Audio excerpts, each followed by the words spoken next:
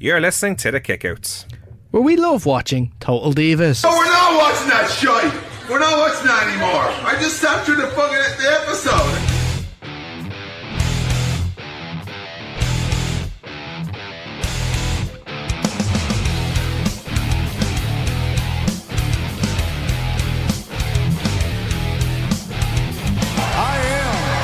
The face that runs the place.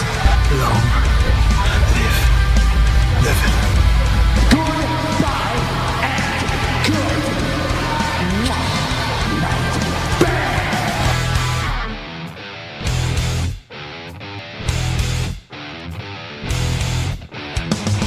How's it going, folks? Welcome to another edition of The Kickouts, your weekly pro wrestling guide right here on 90.3 Newer FM, the EMC Podcast Network, and on all good podcasting providers.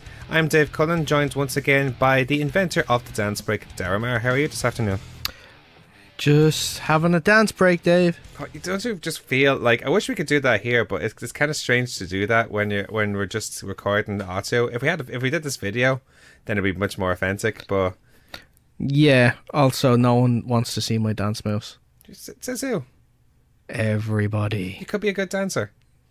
No. To be fair, I haven't seen you dance before. No. I just remember you dancing. I wasn't that drunk.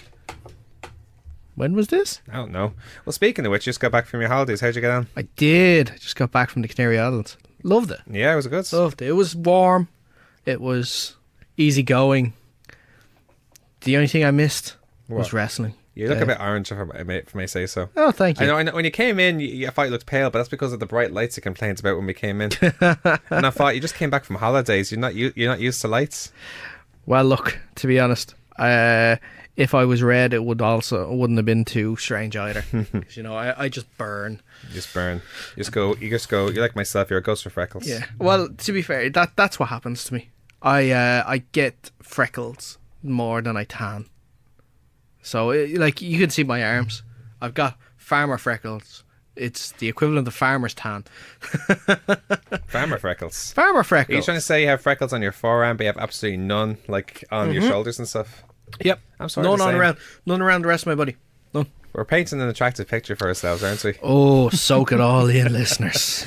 We're coming to you from the RFM studios in the beautiful North Dublin village of Coolock. I'll be here for the next hour talking about all the latest news, results, previews, rumours and more from the world of professional wrestling. We'll be giving you the latest action from WWE, and we'll be previewing some local action coming up from the likes of OTT and Low Blows, and we'll be giving you our yes-nos very shortly. All that to come, but first we're going to start, as always, with the news. I hate to be the bearer of bad news. Also, good news, everyone. We're going to start with news concerning Rey Mysterio, who has officially signed with WWE and is preparing for his return. The deal was for 2 years, with Mysterio getting the option to give notice after 18 months. Mysterio's signing becoming a formality leading up to him finishing his independent dates. A sticking point was All In, which WWE didn't want him to compete in, which that was originally reported. However, Mysterio wanted to work the show and in the end finished up his commitments. So that's pretty much it now. So I personally can't wait. I didn't think him going on to All In was too bad in the end. His match was cut short anyway. Maybe that's what they were planning the whole time. I can go, but your match can only be 12 minutes. We're gonna pay Okada and Skrull to go longer. But no, it's good though. Like surely because it's Rey Mysterio, we can't see him in 205 live. Surely, right? No way. You'd hope not. Nah. You'd hope not. Yeah, I mean, personally, the thing is though, with 205 live, it's great and all. Like I personally enjoy it. Like when you talk about like a simple wrestling show, it's spot on. But it doesn't mean it attracts every audience at the same time. Like Mm-hmm. But that said, like, where would you like to see if we had to pick Raw or SmackDown? Which do you think would suit more? It's a good question. You'd probably end up on Raw, but SmackDown I think could be better for him. Well, why? Potential matchups. Well, what's different from SmackDown to Raw? Like, who would you like to see him in? Okay, here's one. Who, if on SmackDown, then what rivalry? What's his first rival? Caught between two. Go on. Daniel Bryan. As a rival? Well, one of them has to be heel, I'm guessing. But they didn't have healthy competition matches. Yeah, I suppose. Cien Almas. Yeah, no, I think that would be the best match for him. Like, so Other than that, if it was Raw though, who else could he face? Just trying to think of. I'd love to see him and Elias actually if he went to Raw. I think that because I'm enjoying Elias sometimes. If someone like that could be good, it'd be entertaining for me anyway. So Yeah. Could be. Besides that, I don't know. Like if actually I don't know. Like if Leo Rush is more involved on the competition sides of Raw, perfect. Yeah. That's, I think, more than a rivalry. I think that's just one match you want to see. I don't think that has the substance for a rivalry. Maybe. Yeah, no idea who else. There's tons of others. Like, AJ, obviously. Oh, of course. Is a huge one. Like, hit him against Samoa Joe, also. Yeah. Because especially someone like Joe. Joe's fantastic. I'm really enjoying Joe at the moment. Like, if he ends up on Raw, no doubt he's going to end up having a match against Braun and being destroyed. Getting squashed. Like, oh, it's written in the stars. like it's like a Sami Zayn sort of thing. Yeah, exactly. Sami Zayn, there's a good match. Kevin Owens. Yeah. There you go. So there's men's possibilities. What about NXT? Would NXT not be better for him? I know he'll never go. He'll always go to the main roster, but there's better matchups in NXT for him. Yes, but Him and Johnny Gargano? him and Tommaso Ciampa, him and Aleister Black, him and Pete Dunne. Like there's very good. Oh, him and Ricochet. Yep. Right there. There you go. I don't know. Again, there's so much prospect, but I don't know. Like wherever he ends up, it's gonna be very intriguing where he ends up. So, so especially with all the top possible matchups out there, so we'll have to see what happens. Speaking of NXT, Matt Riddle recently made his debut. He did. You're right. Matt Riddle made his NXT in-ring debut at a house show in Stanford, Florida last Friday. His first in-ring appearance for WWE. Riddle defeated Fabian Aichner in a back-and-forth match. Riddle was over with the crowd, wrestled barefoot like he did on the Indies, and got the win after using a power bomb where he followed up by hitting a knee strike. Riddle signing with the WWE was officially announced when he was shown sitting in front row of NXT TakeOver Brooklyn last month. He has yet to appear on NXT television since then, but it's rumoured that Riddle will face Cassius Ohno at TakeOver War Games in Los Angeles, California on November 17th. I'm for that match. Yeah. When you think about it, because Cassius Ohno as well, like he is in a position where he is like the gatekeeper. He probably doesn't like it, but it's perfect for him at the same time because we're the story going forward. And someone like Riddle, and even I don't know, you haven't watched NXT in a while, have you? No, I haven't gotten the chance to. Well, when we'll talk about it a bit when we talk about NXT later on. But William Regal is still doing his investigation about who attacked Aleister Black, right? Yeah. And a few weeks ago, I think. Might have been 2 weeks ago, I'm not too sure. He questioned Ono, and he talked about his frustration and how he felt that everyone who comes in is getting the opportunities and he's just there and he feels, well, what am I doing wrong? And he said, okay, I'll tell you what, let me know when your next star is ready, bro. So he sort of hinted that right there. So yeah, okay, interesting. One thing I hope about Matt Riddle, I wonder, we're very curious about this. Would WWE allow him to always wrestle in his bare feet?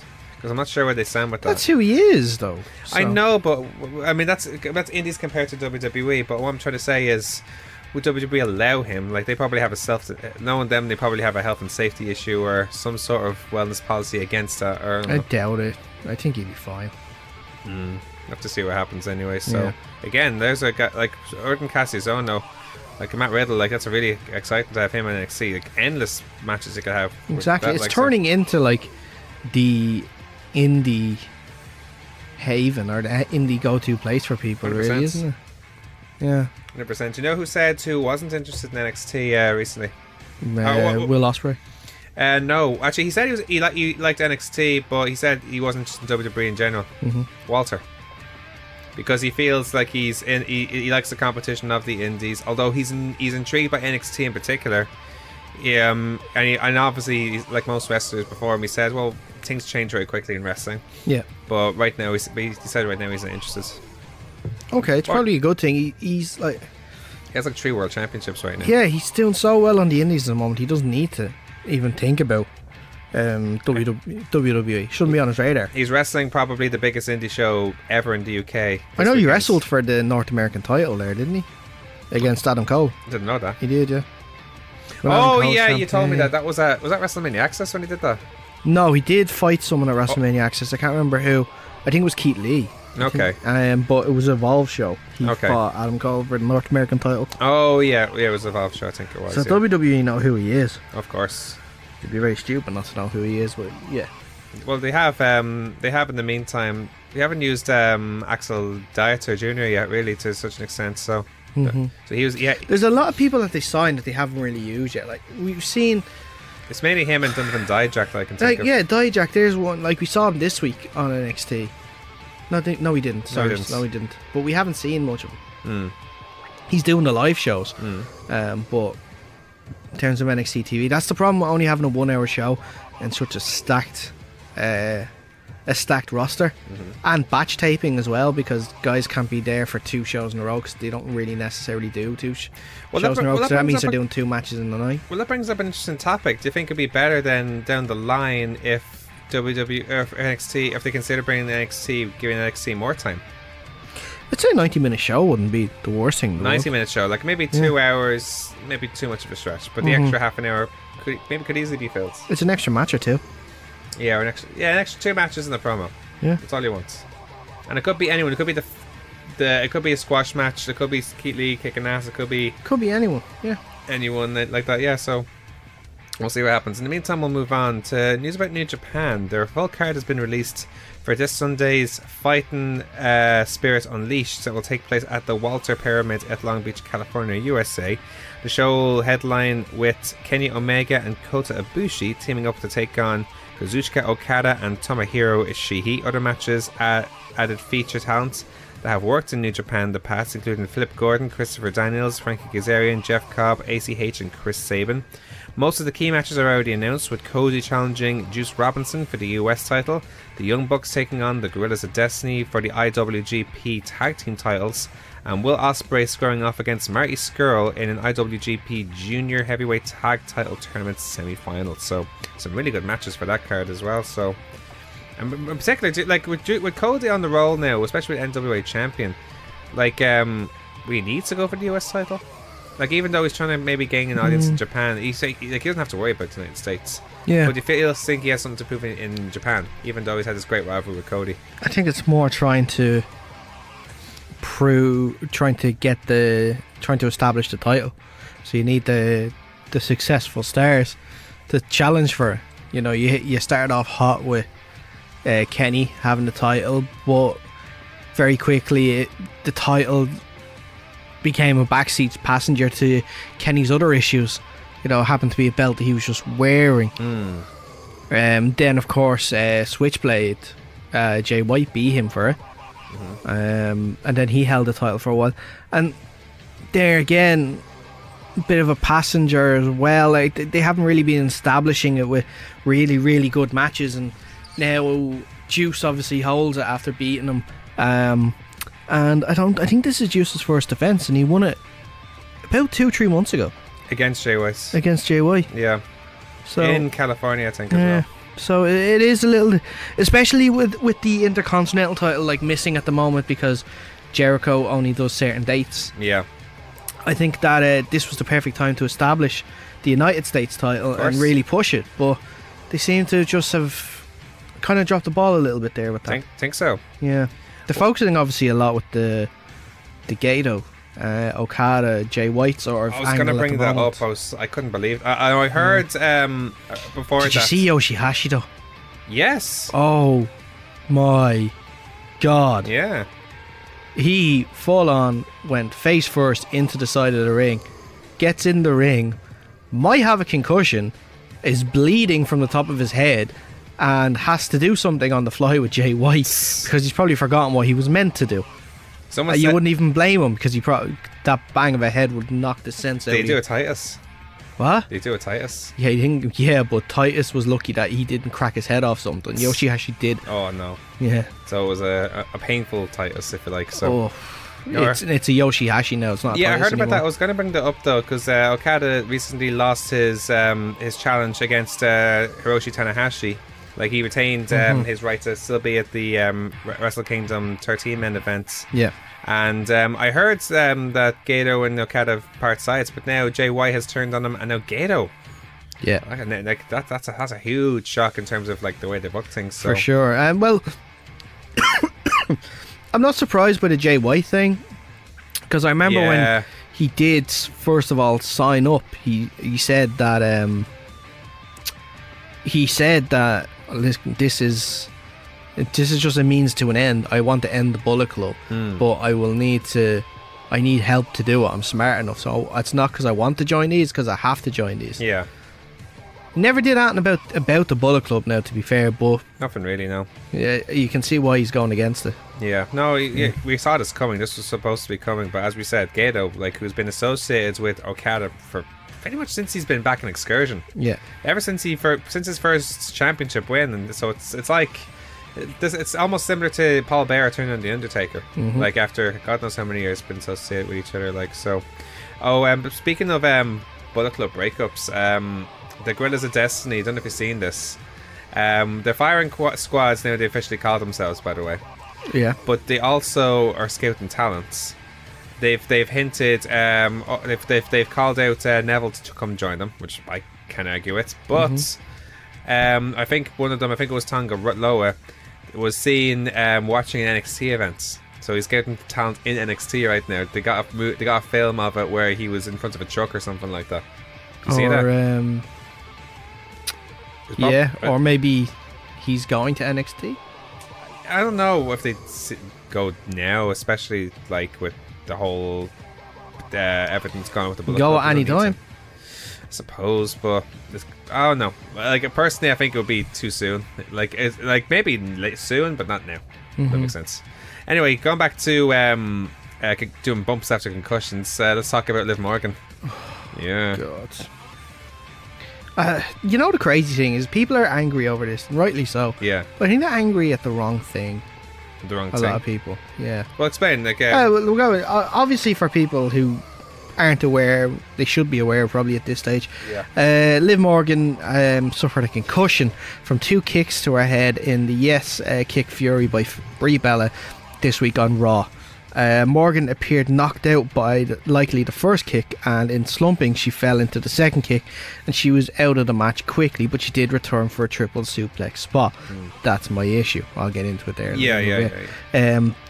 Those backstage reported last night that she was okay, or during the week, sorry, that she was okay, but WWE officials reported the concussion.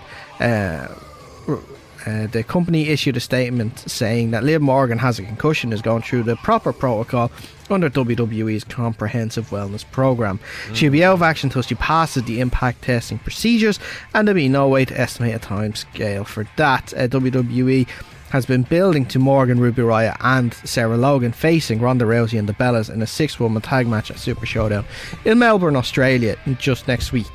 No, but imagine she's not going to be part of that match now. I wouldn't doubt it. Now you're going to say, like, people are angry, but you feel they're I angry feel for the wrong like reason. especially a lot of people are angry at Brie for this. Well, to be fair, she didn't look where she was kicking. No. People are angry at her because, obviously, of the issues that she's had in matches previous weeks. The dives and everything like that. Well, you wouldn't call them dives, but you know what I mean. But I'm sort of angry at WWE at this. Okay. Because everybody and their granny knew that Liv Morgan was knocked out cold. Yeah. Completely knocked out cold. And WWE have always gone with their strictness wellness policy. Take great pride in that. As they said in their own reports. Exactly. They take great pride in it. She was seen to at the side of the ring, which you can understand because you don't want to move her too much in case there is a serious injury, maybe with her neck or something like that. And especially when it comes to concussion, you have to be careful with that. But they kept her at the side, and interestingly enough, this was Dr. Chris Amann, the same one who was was trying to sue CM Punk and Colt Cabana previously, because CM Punk said he wasn't a good enough doctor. That's probably just ironic. But they kept her, and they let her go back in the ring for that bump, to take a triple suplex bump. Well, and they didn't try and take her to the back at all. They didn't try and end the match or something. Like they just wanted to continue on that match. Why can't you just end the match? You don't even have to end the match. Go to an ad break, take her out. Simple as. They take enough ad breaks during Raw. You could take one more just to get her out of the ring, get her like away from danger so she can be seen to. Yeah. You know she was in trouble. Yeah. She was prone on the ground. Brie Bella had to lift her up. It seemed like a panic situation, alright. I don't know what else to add to that. Like, to be fair, like, I don't know, like, I won't say the doctor suggested that she still tried to bump her, or one of the people, whoever was working the match, was trying to say, oh no, still, we need to for this bump. And She kept trying to come back into the ring. Remind me, who took that bump? Was it, did she... All the three of them. Yeah, but was she... Give or take the suplex? She took the suplex. Okay, right, fair enough. She took the suplex. Because if she gave it, she could side with a concussion. Yeah. She was trying to get back into the ring. She was delirious. She definitely didn't know where she was. Yeah. And they let her go back in the ring. Doctors didn't even pull her back. There had to be Sarah Logan and Ruby Riott had to take the reins and actually get her out of the ring and tell her no. Yeah, pretty much. No, I remember seeing it a few stages where I think I saw whatchamacallit, God, I'm horrible with names today. Where one of them was like, no, you stay away, you okay? And kept asking me, okay? And but no, you could tell she was frazzled. She wasn't standing straight, or anything like that. So it's scary. I don't know. Like, I like to think like maybe it's just a situation where I hate to say they went to. I won't say it was in WWE's hands. Like, I think it was just Liv Morgan maybe being stubborn. Yeah, I'm guessing this, where like maybe the doctor suggests no, you stay away. Even the people working match, no, you stay away. But she still went in and did it. Maybe it could have been just a trip. It could have been easily a 3-on-2 suplex and would have made a difference. But she just maybe went ahead and took the risk herself. Shouldn't have been allowed to. Yeah. She was there with the doctor. The doctor obviously let her go. Shrugged her out of the way and just went in there, is what I'm trying to say. Like, you know, whatever the case, it was a dangerous situation, and obviously we hope for a full recovery from her and all that. But you know, it's like in today's day and age, when especially in WWE, where it's like, ugh, like you don't want anyone being hurt, and especially now where it's almost impossible to get hurt. At least, like once you're hurt, boom, gone for 30 days. Come back, you're fine again. Exactly. So that's one of the things anyway. Anyway, that's all our news for the week. Now let's move on now to our previews of the week. Why, look at what we have here, folks! It's getting closer to the big events now, I have to say. So there's a lot of really good wrestling coming up. So we're going to start talking about OTT's Fan Appreciation Night, which is happening this Sunday, September 30th, at the Tivoli Theatre in Dublin. One of the last times will be showing in their cards in the Tivoli. Tickets are still available on November.ie. Here's the matches announced so far. Raven Creed will take on Katie Harvey, which is not only a title eliminator for the OTT women's title, but also it was announced recently, I think, that the winner of this match will also be part of the Fatal 5-Way for the gender neutral title at the 4-year anniversary, which we'll talk about that a bit shortly. But that's like, you know, either one of those could do very well in that match, couldn't they? Yeah, because both are doing so well at the moment. Scotty Davis, Michael May and Curtis Murray all former members of the Jet 100 will have a triple threat match. The winner will be the next challenger for Terry Thatcher's NWA title. Sean Guinness and Jordan Devon will take on the Japanese team of T-Hawk and Seema. The Kings of North will take on Team White Wolf from Madrid. Lufer and Pa Ward will take on Paul Tracy and Charlie Sterling. I like that match because it's like probably Lufer Ward and Paul Tracy is probably the most classic rivalry in OTT. Certainly when it starts. So to have them in the ring one more time would be very interesting. Morden Hype, all three members of Morden Hype will take on the Rascals and Miko Satomura. Did you see the promo for this actually? I did. It was so funny. Tom Tuck is in Darren's house just randomly. Recently announced Martina, Worky and Paddy M will take on the team of Justy, Sammy D and a mystery partner. Right. Who do you think could be? I have no idea. I have absolutely who would team up with them? I don't know. Or what's the point? Who would have a grudge with maybe the lads from the flats? It's a tough one, isn't it? Yeah, it is a tough one. I have no idea. Off the top of my head, what's his name? Who's your man? The anti-fun police guy. I'm so bad with names today. So I know it's on the name. Damien Dunn. Thank you. Perfect for that match. Yeah. Angel Cruisers are also announced for that card as well. Now, also happening next weekend, actually, Low Blows will be back for their no spoiler nights, but it's not no spoiler Monday. It's more of a no spoiler Saturday morning. Actually, no, it's a live. Excuse me, it's a live Low Blows event for the Australian show Super Showdown. It will be showed Saturday morning, October 6th at Buskers in the bar. So pints in the morning. Why not? Tickets available at Eventbrite. I don't know if you can. Oh, really? At 10 in the morning, is it? Oh, no, then it should be fine. Yeah.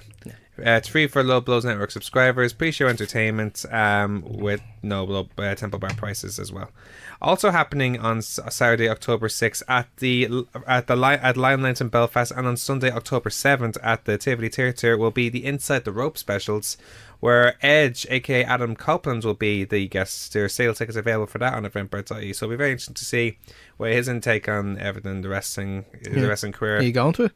I don't know if I can go, but I'm very curious. I'd be more curious about his antics in Vikings, because I heard he played a starring role in that. And I heard he was very well received with that. Where a lot of people who don't even know wrestling are starting to get to know him now. So maybe adapting more as an actor now. But naturally, it's a wrestling sort of thing. So that's all he'd be asked to talk about maybe. Now, and the following weekend is probably one of the biggest weekends in Irish wrestling, where OTT's 4-year anniversary will be happening on Saturday, October 13th in the National Stadium in Dublin. There's still tickets available on Eventbrite.ie. Here are some of the matches. There's so many good matches announced for this. You have Walter to defend his OTT world title against Will Ospreay. Minoru Suzuki to take on Timothy Thatcher. I can't wait for that match in particular. In a 6-man tag team match, Tetsuya Naito, Evil and Sonata from LIJ will take on Shane Strickland's Flamito and Bandito. Kushida will take on Tomohiro Ishii. Scotty Davis will take on Aussie Open's Mark Davis. Sean Guinness and Hiroki Goto will take on Satoshi Kojima and Michael Mayhem. Actually, that's a really good match, isn't it? Ireland and Japan put together, isn't it? Exactly. That should be really good.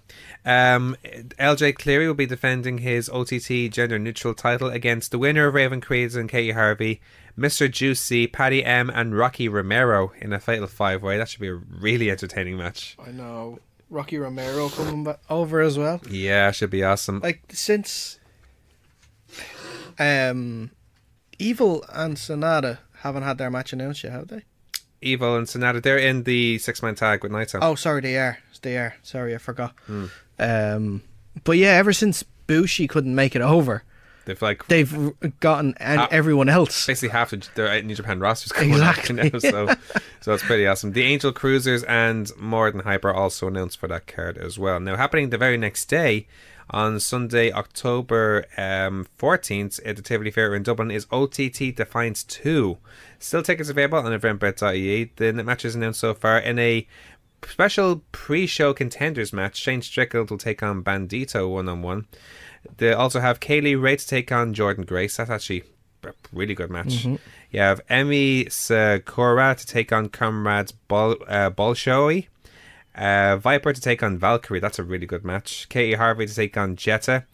Amy Alonzi and Debbie Cattell will take on Casey Owens and Lana Austin. OTT Women's Champion Sami Jane also announced for that. So really good weekend, a couple of weeks of wrestling coming up, especially with the 4th anniversary. Really good. Can't wait. Yeah, we're about to be going. So that card, I think after that we'll have no brain left. It's one of those cards where it's just it's one mind-melting match after another, so should be awesome. Anyway, that's all our previews. We're going to take a quick break. When we return, we will come back with our review of WWE right after this short break. You're listening to the Electronic Media Collective Podcast Network. Yeah, it's a mouthful. For more great shows, visit electronicmediacollective.com. Oh my God! So close! He kicked out! He kicked out! He kicked out! Tune in to The Kickout, your weekly pro wrestling guides, right here on 90.3 Near FM, covering all the latest news, results, previews, rumours, and more from the world of professional wrestling, as well as covering the wrestling scene right here in Ireland. Join us every Saturday afternoon at 4:30 p.m. right here on 90.3 Near FM. In the future, roving bands of comic book podcasts will savage the wasteland, once known as the Internet. One podcast, the Grawlix Podcast, may not be the biggest, may not be the funniest, may not be the most well-spoken. Wait, What was my point again? Oh yes, the Grawlix Podcast. Listen to it at grawlixpodcast.com. That's GRAWLIX podcast.com. We're back here on the Kickout, your weekly pro wrestling guide. Now let's continue on our show now with our regular look back at WWE.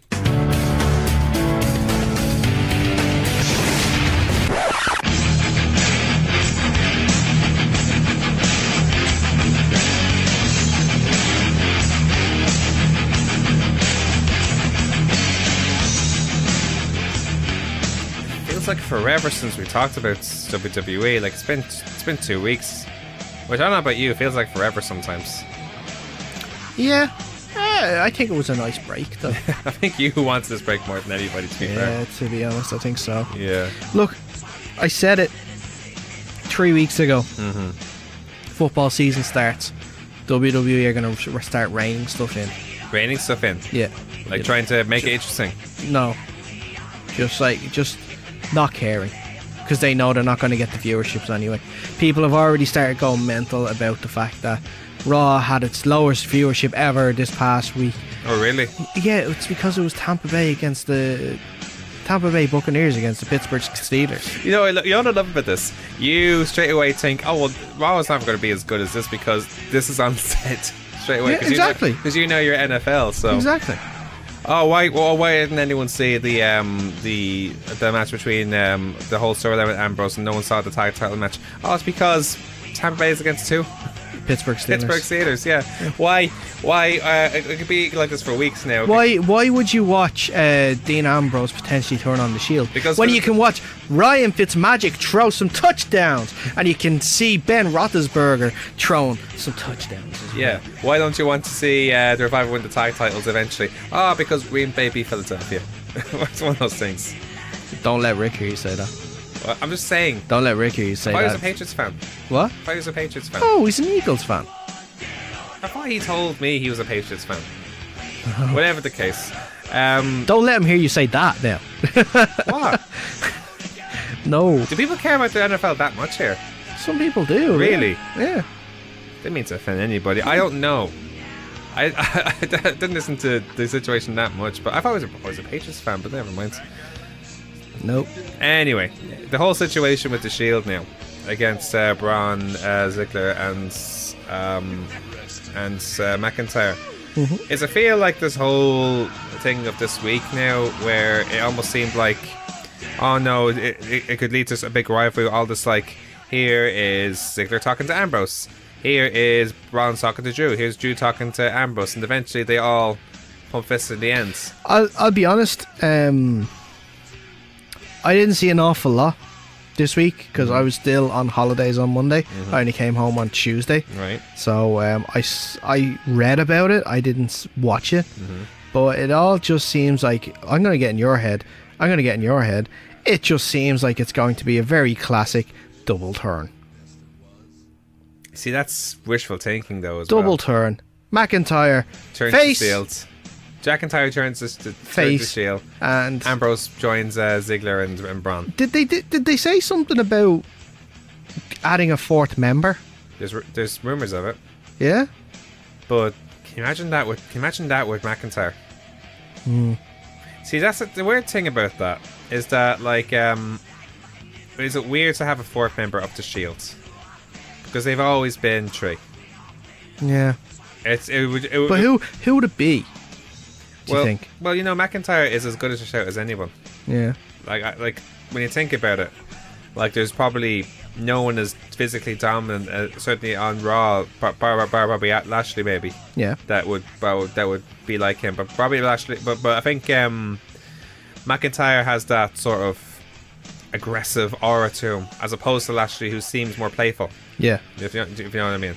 Or maybe not as focused. Does that make sense? I know what you mean. Not an insult to him. Like he makes up for his physicality, but yeah, he wouldn't have the consistent aggressive aura that McIntyre has.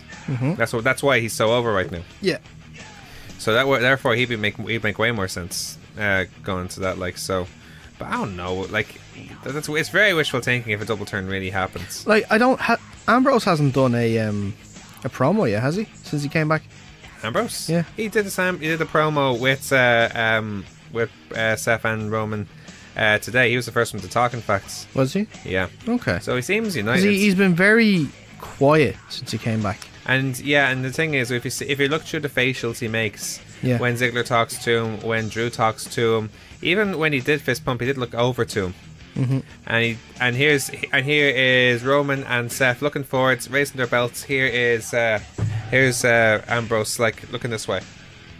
He's curious, or whatever, or maybe he's just angry. I don't know. Just doesn't care. Pretty much. It's either way. It's strange and it's intriguing. So I don't think it's the last we'll hear of it, right? Really. So okay. We talked about the whole shtick with Brie Bella and Liv Morgan. Yeah. Like so. I can't understand why Connor has beaten Chad Gable after 4 weeks of rooting Gable against the Ascension, and now Connor's beaten Gable. It doesn't make any sense to me. NFL season. Enough said. That's a very fair enough. That's that. You can this is the time where you can give people wins that don't normally have wins. You can actually put the Ascension on TV when they're not normally on TV. And they're on TV every week now for the past 4 weeks. Yeah. They're finally getting the push after all these years. Finally getting the push after all these years, yeah. I was going to say, yeah, well, that's, you know what, if there's something bad that happens in Raw in future, what's our excuse? NFL. At least for the next few weeks. When's the season finish? Or the regular season finish? Well, the games on the Monday night will finish around Christmas December. Yeah. Okay. So. It's actually interesting. The week after the Super Bowl is the Royal Rumble. Oh, that's a good time on there. Yeah. WWE's part, maybe. Well, it's every year. It's the same every year. They know. It was a very class match, though, between McIntyre and Ziggler against the Revival. Mm-hmm. Where it was really back and forth. And the Revival, like this is why Revival are so good to watch, because they're you just love to see them with their bag of tricks sometimes, and almost like the titles. But like in the end of the day, like again, that's why McIntyre's over. He has that edge. He's the difference between the four of them in the end. So yeah, but it was a very intriguing match to watch. So that's definitely worth watching if anyone hasn't seen it yet. I'm enjoying this whole thing with Bobby Lashley and Leo Rush now since it started. It's sort of like, although the only thing I'm skeptical about now is that it seems like they are deliberately classifying Leo Rush as a child because he's so undersized compared to everyone else. Yeah, it's weird. I'm not mind at the start, but do you think it could be doing it too often now, where it's the point where it's like, listen, you can't compete with the guys. You're a child. You're too small. Yeah, it's just becoming a bit of a side act. Sort of. Yeah. I like the idea of him being like the valet for Bobby Lashley. I think that's something that Bobby could have needed, and it could have helped both of them. That's a positive, yeah. Yeah, but it's not really like that. It's more just of a side piece, really.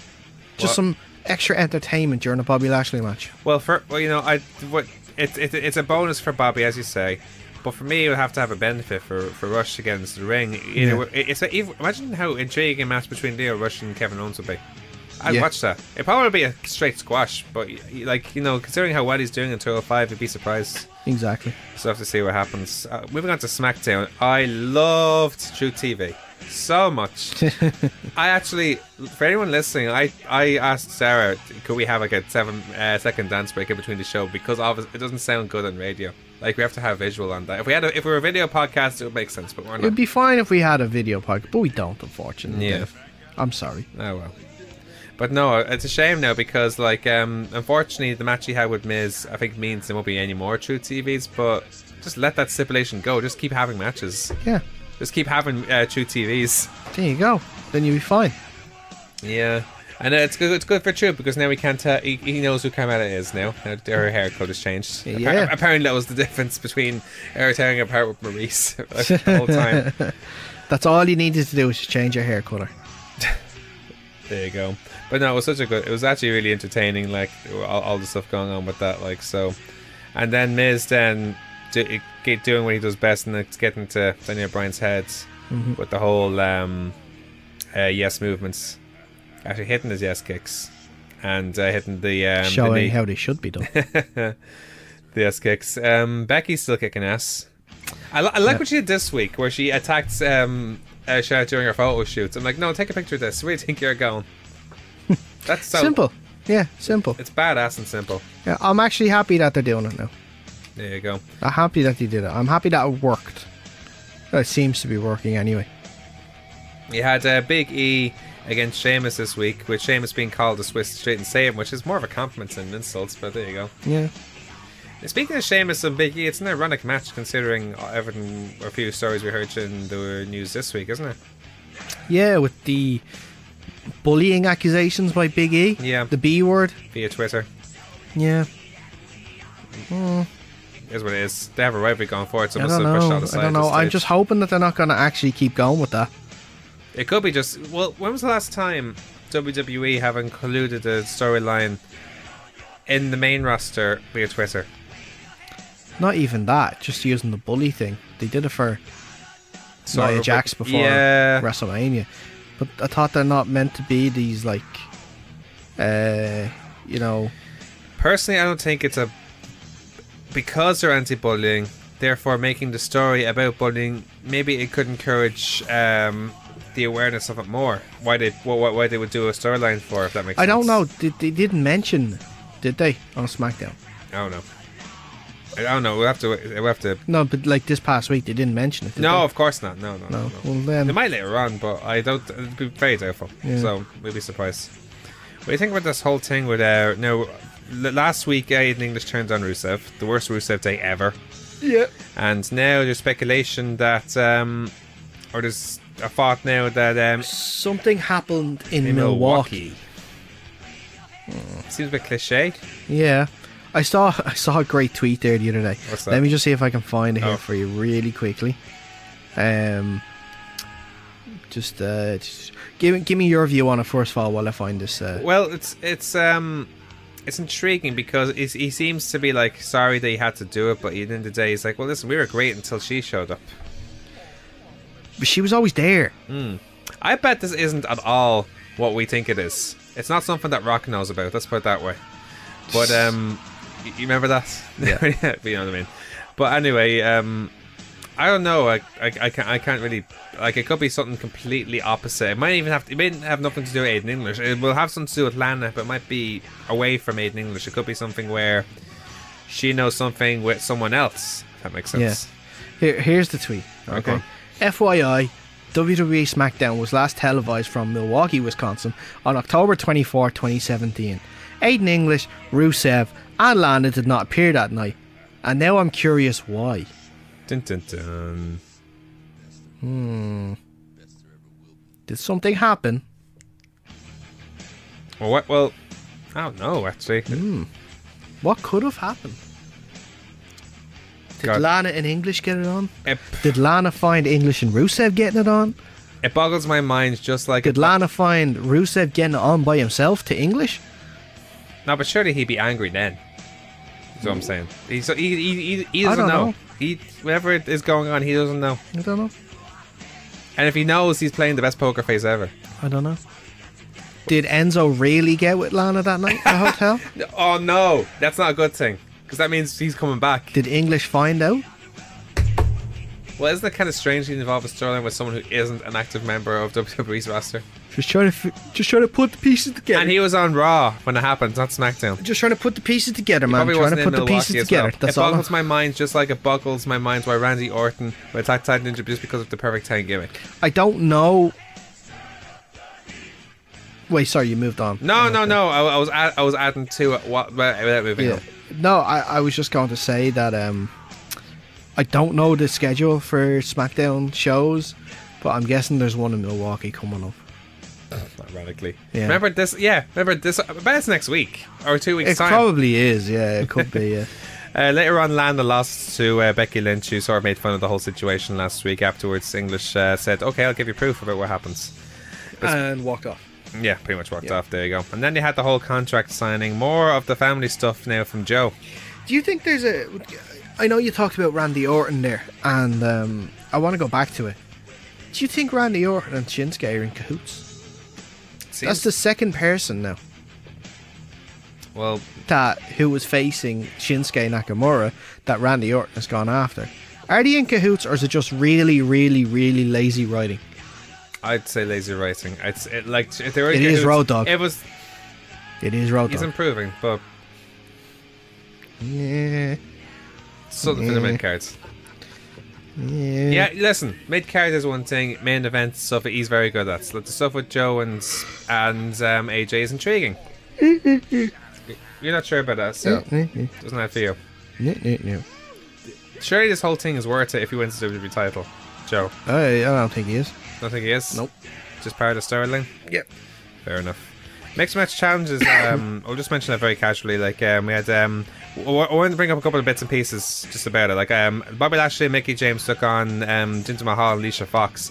They had a push-up contest, which Lashley dominated, even with the two ladies on top of them. And even, it was very, with Sunil Singh trying to get on top of Jinder Mahal and Alicia Fox. So, no, let me add more weight, and completely berated them when the whole thing finished afterwards. Yeah, I did see the video WWE released during the week of the best quotes from the mixed match challenge so far. Obviously had to involve Kevin Owens because he's fantastic and he gets to be even better now. With the what was it? It was like the ref counted to 2. Kevin Owens was, "That was 3. That wasn't 3. Where do you? Is that how you count in Canada?" We're on the same act. It's like, you shut up, you can't count.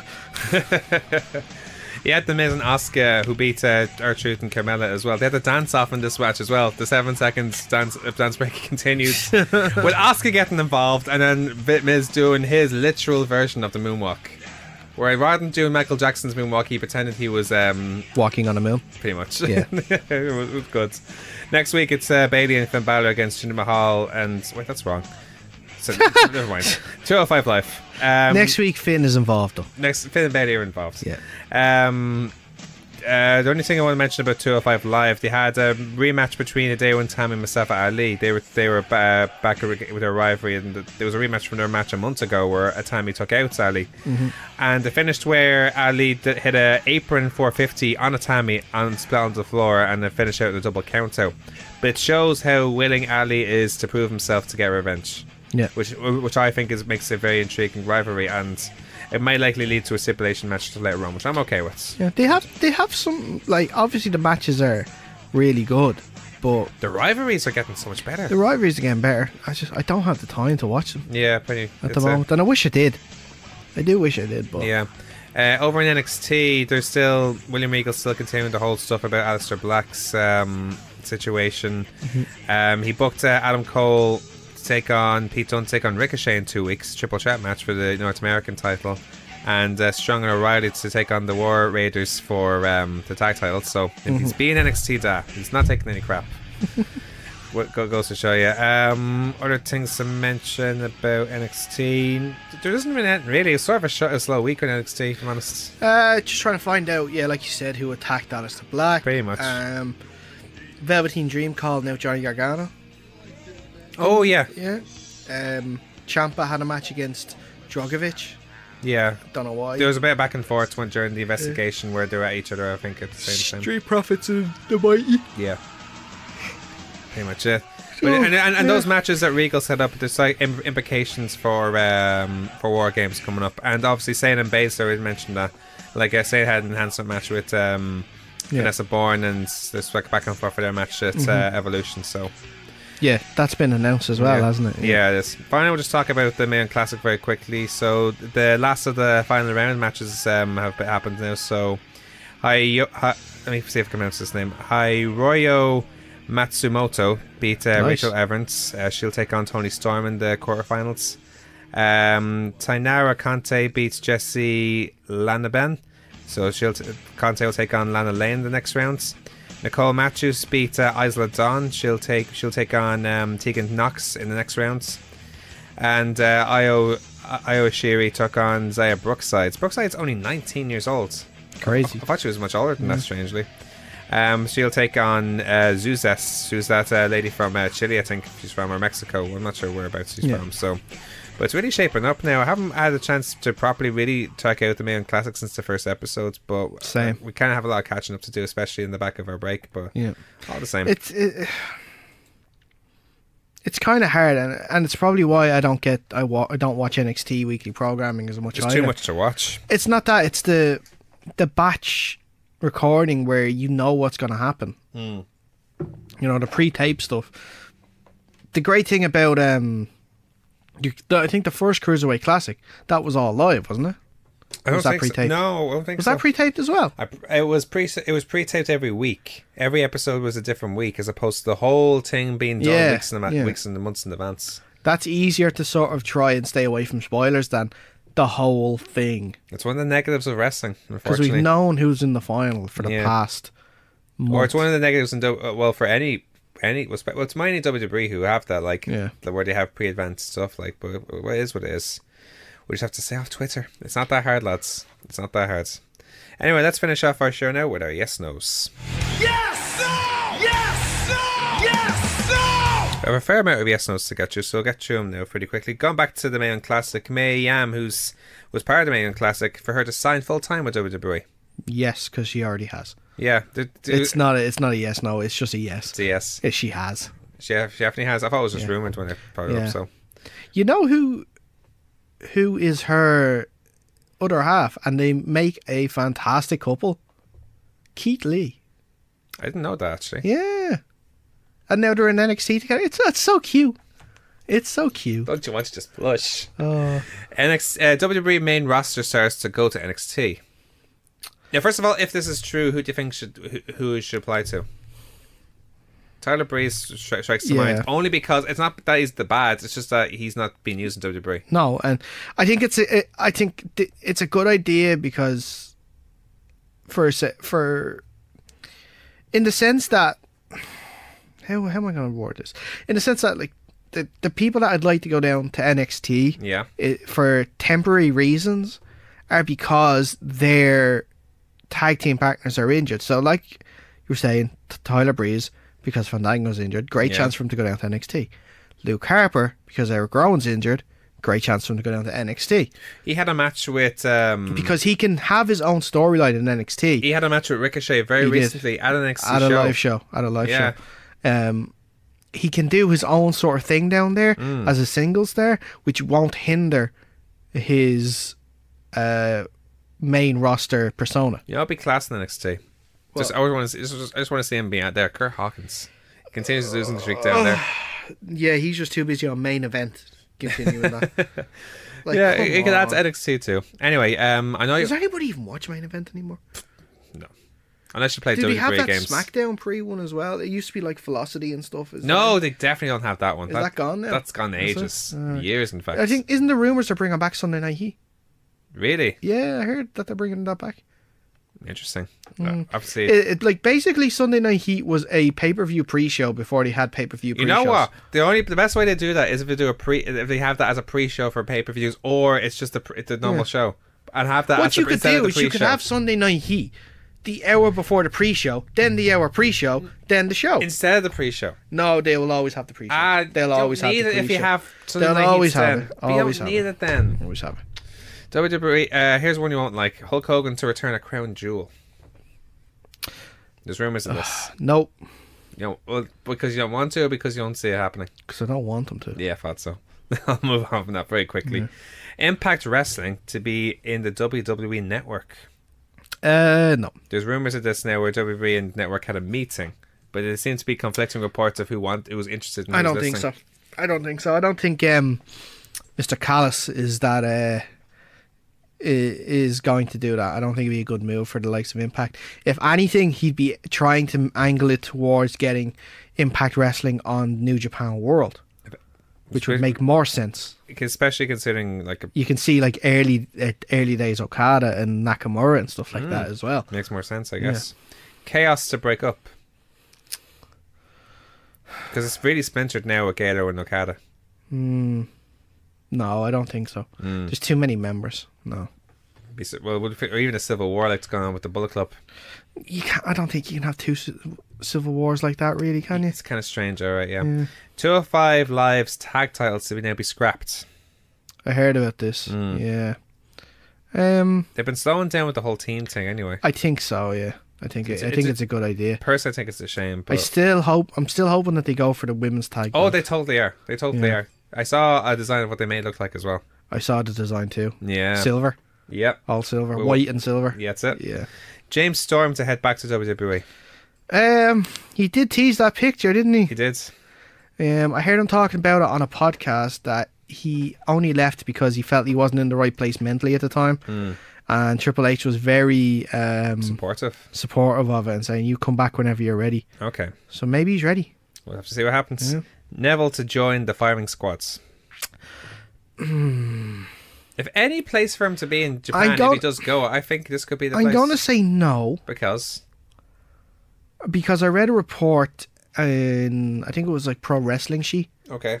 That Neville has actually gone AWOL at the moment. Like, he's not responding to promoters. He's not responding to anybody in the wrestling scene at the moment. So I think there could be a case, and I can really understand why, that he's kind of falling out of love with wrestling a little bit after his WWE experience. Right. And maybe he just needs some time just to rebuild that up again before he starts taking on promotion. So it might happen eventually. I don't see it happening. Well, if that's the case, you won't be in the firing squad, because this could be a very short-term thing, and by the time he's settled mentally, or whenever he wants to go back to wrestling, it'll be gone and done then. So exactly. And finally, Shawn Michaels to return to the ring at Crown Jewel, and again against The Undertaker at Survivor Series. Vicious rumours about this. We did talk about it a couple of weeks ago when they did the promo together. So this isn't just a promo for one. This isn't just a rumor for one match. It's a rumor for two matches. Yeah, when they did that promo together, I thought it was more leading towards their own match than hyping up the Super Showdown match. Yeah. So yeah, I'll say yes. Why not? I don't necessarily want to see Michaels back, because I'd rather just watch his old matches than. Because people are going to think he's going to be able to do the same thing. He's not. No. So. Well, to be fair, neither is The Undertaker. We know that. Yeah. Well, we keep saying The Undertaker should have retired years ago. They had her up. I saw something on Instagram saying, who would you like Shawn Michaels to return to the ring with? And they had like guys like Daniel Bryan, AJ Styles. I'm like, yeah, that's great and all, but is that really going to happen? No, it's not. And if anyone he get back into the ring with, it'll only be The Undertaker probably. Yeah, exactly. You know. So we'll have to see. On that note, that's all the time for we have this week on The Kickout, your weekly pro wrestling guide, right here on 90.3 Near FM, the EMC Podcast Network, and in all good podcasting providers. Make sure to check us out at Facebook, Twitter, and Instagram. Check out all our podcast content on YouTube, Spotify, and Podbeam. Make sure to check out my Twitter at Dave Bandana and Daragh Zats. Mars Bar. And that's us. We're back now after 2 weeks. It feels like forever since we did this, isn't it? Now we're back in one piece, and now we're back doing the show. Yeah. It's great. It's great to be back, Dave. I missed you. Back. Oh, I'm talking to you. Don't ever leave me again. That's me, by the way. You went to what was it, Canary Islands to get a tan? Canary Islands. Get a what did you call it earlier on? To get farmer's freckles. A farmer's freckles. Oh, that is so the title of the show. On that note, we'll be back next week with more of the latest developments from the world of pro wrestling. But until then, I've been Dave Cullen. He's been Daragh Maher. This has been The Kickout. Thank you so much for listening. Stay sound.